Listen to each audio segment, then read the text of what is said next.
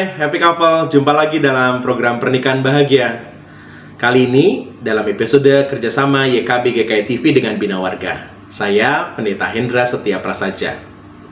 Mungkin happy couple sering mendengar istilah work-life balance. Kita diajak untuk menyimbangkan antara hidup pekerjaan kita dengan hidup pribadi kita, termasuk di dalamnya keluarga. Mungkin kalau ditambahkan ada hidup bermasyarakat, di dalamnya juga ada hidup bergereja. Jadi ada banyak sekali komponen-komponen dalam kehidupan kita yang diajak untuk diseimbangkan. Pertanyaannya, apakah memungkinkan kita melakukan itu? Saya ingat dengan seorang pemain akrobat yang memutar piring di kanan, di kiri, di atas, di bawah banyak sekali. Dia harus menyeimbangkan semuanya dengan konsentrasi penuh. Mungkin bisa saja kalau kita melakukan work-life balance, kita seperti pemain akrobat yang sedang menyeimbangkan segala hal dalam kehidupan kita. Apakah mungkin itu terjadi? Mungkin saja happy couple sedang melakukan itu. Sama seperti pemain akrobat, biasanya pemain akrobat tidak ada yang lama, hanya dalam kurun waktu tertentu, dan itu biasanya tidak begitu lama.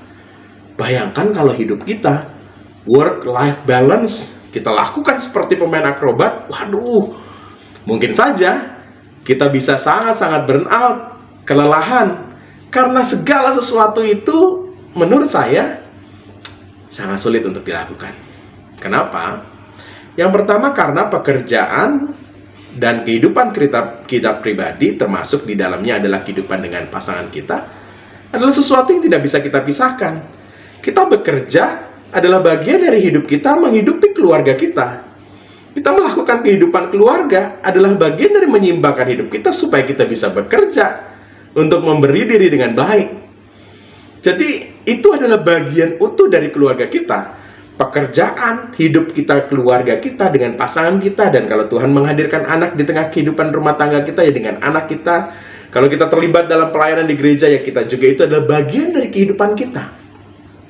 Benarlah kata firman Tuhan dalam Kolose 3 ayat 23, apa saja yang kamu lakukan, lakukanlah dengan segenap hatimu, seperti untuk Tuhan, bukan untuk manusia.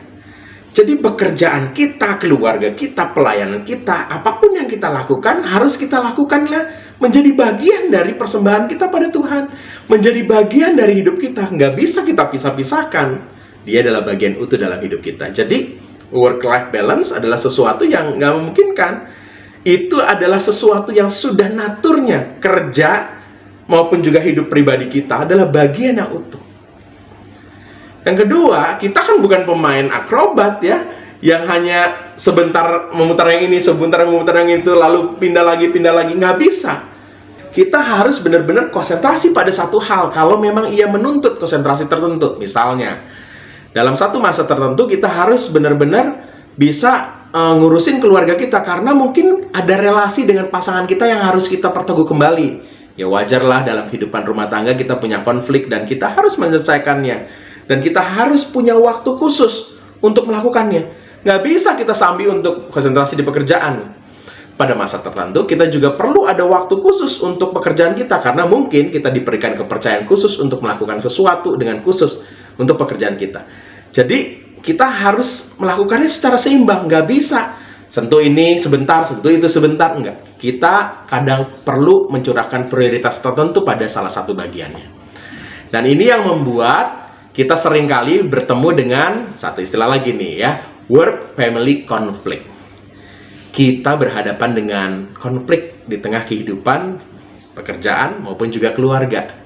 Jadi ada 3 yang terjadi dalam work-family conflict. Yang pertama adalah waktu, konflik waktu. Kita sedang bergumul dengan pasangan kita atau anggota keluarga kita untuk menyeimbangkan waktu mana yang bisa kita sisihkan untuk bersama-sama.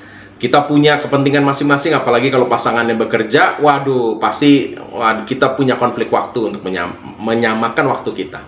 Yang kedua adalah konflik tuntutan.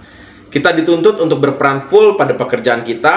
Pada saat yang sama kita dituntut untuk menjadi seorang suami atau istri yang baik.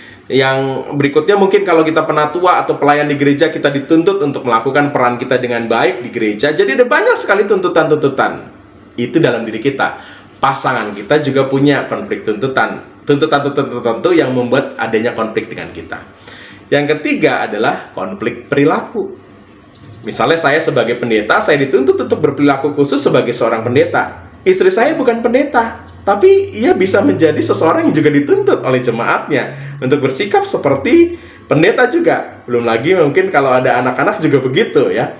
Jadi kita punya banyak sekali konflik. Konflik waktu, konflik tuntutan, dan konflik perilaku. Gimana caranya menyimbangkan itu? Yang pertama, kita bahas ya, soal konflik waktu.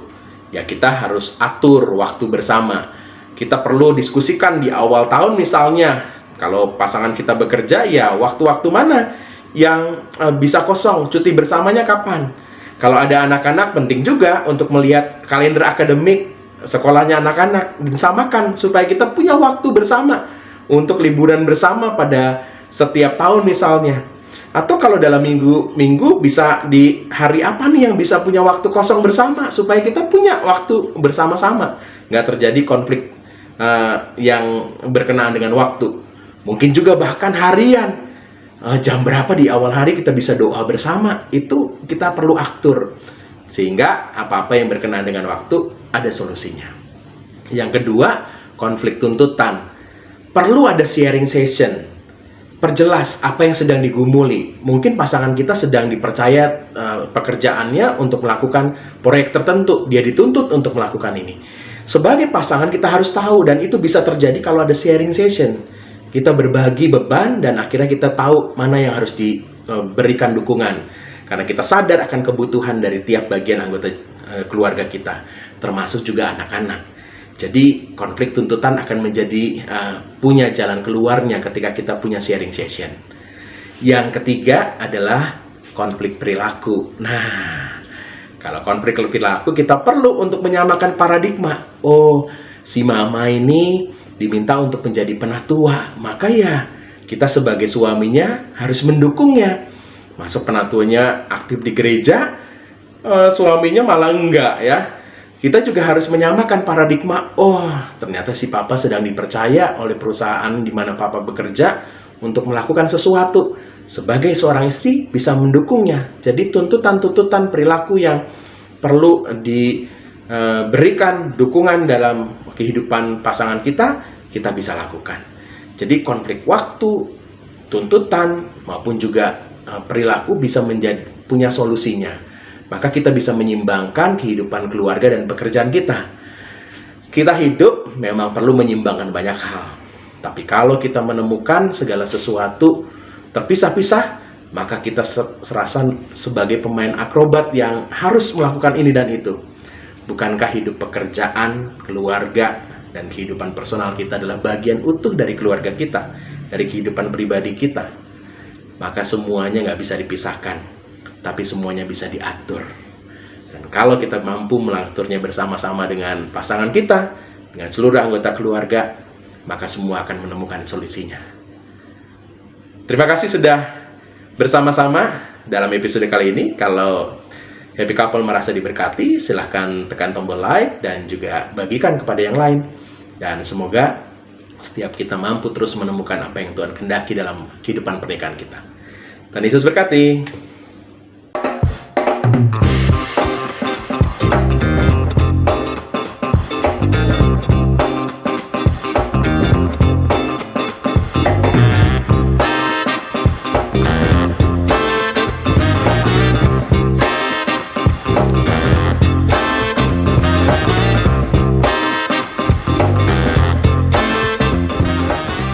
Sahabat, mari dukung pelayanan dan pekabaran Injil melalui YKB dengan membagikan link acara ini kepada sebanyak mungkin orang. Dukungan juga dapat saudara lakukan dengan mentransfer dukungan finansial ke rekening BCA ke nomor 450 305 2990 450 305 2990 atas nama Yayasan Komunikasi Bersama.